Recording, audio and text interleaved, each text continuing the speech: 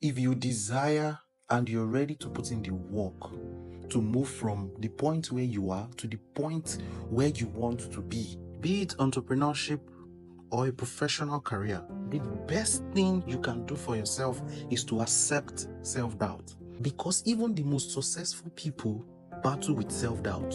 It is inevitable. And the difference between you and them is that they took action despite the self-doubt. In today's episode, I promise you 3 things. We are going to break down why fear and doubt exist, how imposter syndrome holds you back, and most importantly, how you can push past it and build real confidence to that place where you want to get to. Let's go.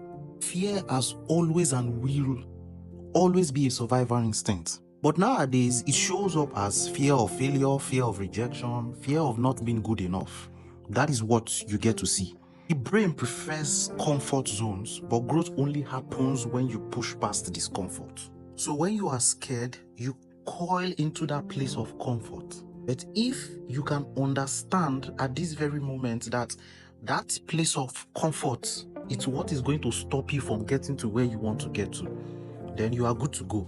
Don't worry about the fact that you are scared. It is a good thing. It is a proof that you are actually stepping out of your comfort zone. That is when you decide to not think about the fear and take action. And to put it bluntly, if you are doing something and the possibilities doesn't scare you, then there is something wrong. You are at a certain point and you know that you want to get to another point. If the idea of getting there doesn't scare you, then there is something wrong with what you are trying to achieve. It ought to scare you, because that is the moment where you can now exercise your courage and do what you need to do. There have been so much talk about imposter syndrome, when in truth, it should not even be talked about because it has always been there. There have been high achievers, and it is common with high achievers. So if imposter syndrome has always been there, why is it now a problem? It ought not to be a problem. The best thing you can do for yourself is to accept it and know that, okay, this actually means that I am doing something. Because you ought to doubt yourself. You ought to doubt and look at yourself. Am I not a fraud? Because you are getting somewhere. And it looks like, oh, is it me that is doing this thing? You should wonder. And that thing, yes, will create that space where you start to feel like, I don't think I know what it takes to get here. What if people find out? Yes, you should get to feel like that. You should get to feel like you are not as competent as others think you are, despite the progress you have made. If you read the stories of some great men, you'll get to see it. Some of them have actually talked about this and say, oh yes, I felt like a fraud even when I was doing this. The perfect example is Albert Einstein. Go read about him. You would see accounts where he had to talk about feeling like he's a fraud. And this is one of the most successful scientists. So what I want you to know is that feeling like an imposter doesn't mean you are one. It is just a feeling. It actually means you are growing. Now here is how to overcome imposter syndrome and build confidence. If you have been following this series, you will see we have been talking about the reframing concept, and we are still going to use it here. So it is always about what you are thinking in your head, your thought process. So you need to reframe that thought. Instead of I am not ready, say I am learning and growing every day, because it is actually the makeup of what you think. Everything that you are thinking about, you are the summation of it. So if you can reframe your thoughts, you are fine. And instead of saying, I don't deserve this, say, I have worked hard for this opportunity. Another way to overcome imposter syndrome and build confidence is to focus on progress, not perfection. Perfectionism feeds imposter syndrome, and that's the truth. You constantly need to change something, to tweak it. No. Make mistakes, it's okay. Do it. Find out that, oh, I've made a mistake. It makes you think that there is a better way to actually do this.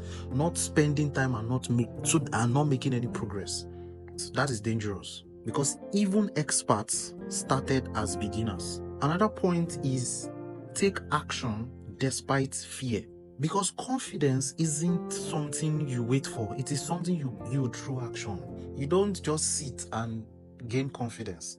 It happens when there is an obstacle in front of you, you move past it, you become more confident.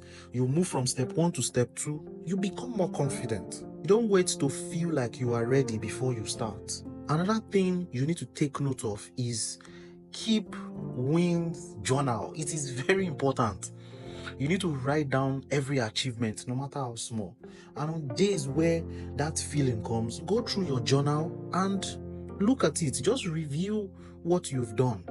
Write every small win. In my book, there is nothing like small win. Every win is a big deal. Because what if I wasn't alive to even experience it?